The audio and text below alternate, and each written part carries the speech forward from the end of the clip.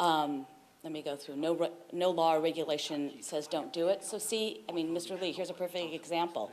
Here you have in the New York Times, which is a very reputable paper here in the United States, them saying that in China there's no regulation that says that you can't do anything like this. And so, they may be speaking as to a particular thing about melamine, but that's not the impression that's getting out to the American public. They're starting to think that it's much more than just that particular item.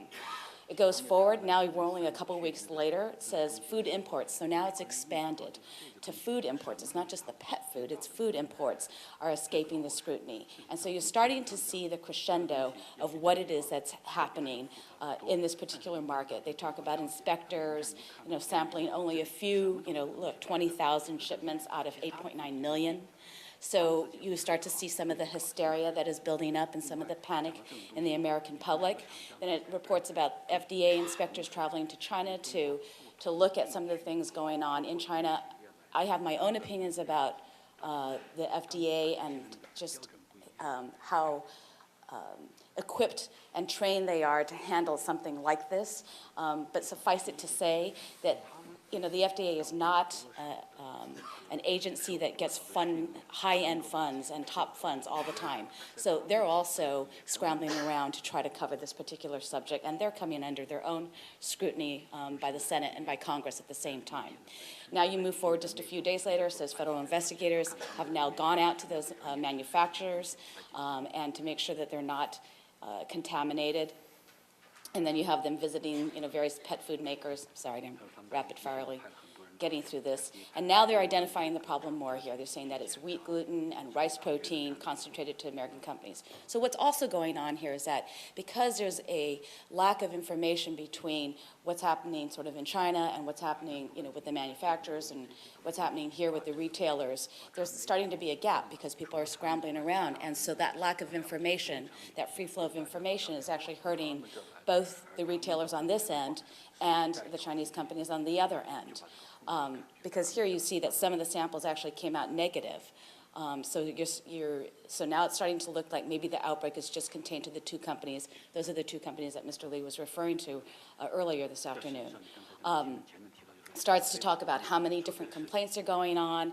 Stay up in the day. You could be a graveyard shift person and you're going to get the same kind of information. But what I also saw during the development of this was how the bloggers really started to come into play. And Laura, I don't know if you saw the same thing on the Walmart end of it, but really where they started to fuel the fever and fuel the fire as far as the panic is concerned. So these little stories about, Fluffy dying, and I'm not saying I don't have sympathy for Fluffy or for the owners, but the story about Fluffy dying, all of a sudden I could see it just moving through the bloggers, and it just creating this whole fire like, well, this company is bad, this other company is bad. And so all of a sudden from the company's end of it, from the retailer's end of it, you have to deal with the bloggers.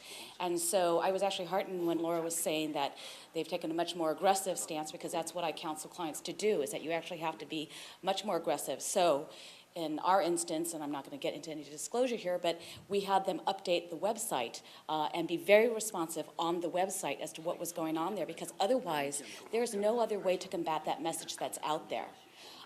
Because it's not like a company is going to just say, Fluffy didn't die from this pet food, but you have to be able to respond. Is it just two companies? Is it all products? There was mass confusion as to which particular pet food products were at issue. Was it wet foods? Did it, initially it was just wet foods, and then it turned out, people were speculating it was going into dry foods, and you could just see the market share and the profits just sinking as it was going along. What also happened in this particular incident is that there was an importer here in Las Vegas, and they came under federal scrutiny. And so those two Chinese companies and the American importer were actually indicted. Now here's the interesting thing. Those two companies are in China. The importer is in Las Vegas, right? And the indictment came out in Missouri, in Kansas City, Missouri. Okay, so the U.S. Attorney's Office in Kansas City, Missouri, took interest in this particular case and put together criminal charges against the importer. And basically going through their emails and determining that in reviewing the emails that they thought that the importer knew that the melamine was in the product. I've actually read through that indictment.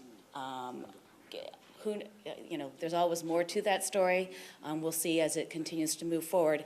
But what you have on the horizon here is not only do you have to be concerned about your business shrinking and your image shrinking in the media, but you also have to be concerned about the fact that the inspectors are going to be at your location, and you have to have ascertained that everything is okay. You're going to have to engage in a dialogue with them. I actually was talking to Charlie yesterday about not that I want you to go out and hire lawyers, but part of it is interfacing and having a third party there, because you're the person who, if you're the company who's importing this, you still want to maintain an ongoing, really good and positive relationship with the inspectors, because you have to live with them for a long time.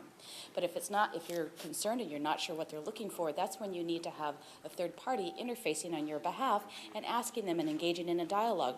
Somebody like, Brian does this all the time, Brian's son, interfacing with them and saying, look, what is it that you're looking for? How can we help you? How can we truncate this so that you minimize the amount of damage and damage containment within your own company? And then if the federal inspectors arrive and the agents, then it's a whole other thing, and you really do need to have a lawyer involved at that particular point. But there's a couple things that I wanted you to walk away with, and it dovetails with what Mr. Lee said and also with what Laura said. What I saw here in this particular case scenario was that there was a lack of information.